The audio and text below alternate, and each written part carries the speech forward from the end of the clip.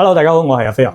好多人咧做完呢個假髮翻去之後咧，發現自己手殘啊，永遠都戴唔準自己個頭嘅位置啊。特別啲第一次做假髮嘅。咁咧今日咧教大家一個行捷徑嘅方法啊。我哋咧準備一支可以抹得甩嘅筆，跟住咧先將自己嘅頭髮啊，呢啲碎髮咧，如果有啲頭髮嘅仲先將佢吹晒上去先。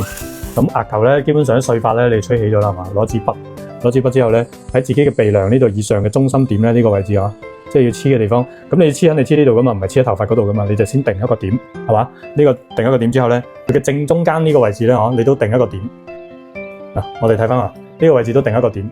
咁然後咧，你戴嘅時候咧，就非常之方便咁樣揾到正中間嘅位置啦。將呢啲碎髮撥開去之後咧，夾住膠片突出嚟啦，跟住睇住啊，將佢揈上嚟，兩手一推，將呢啲咧全部推走晒啊！嗱，睇唔睇到兩個點與點之間啊？嗱。一撳你就非常之準確咁樣就戴咗喺自己嘅呢個適合嘅位置度啦。然後咧就將啲頭髮撥開，一吸落去，去到呢邊，好戴好啦，係嘛？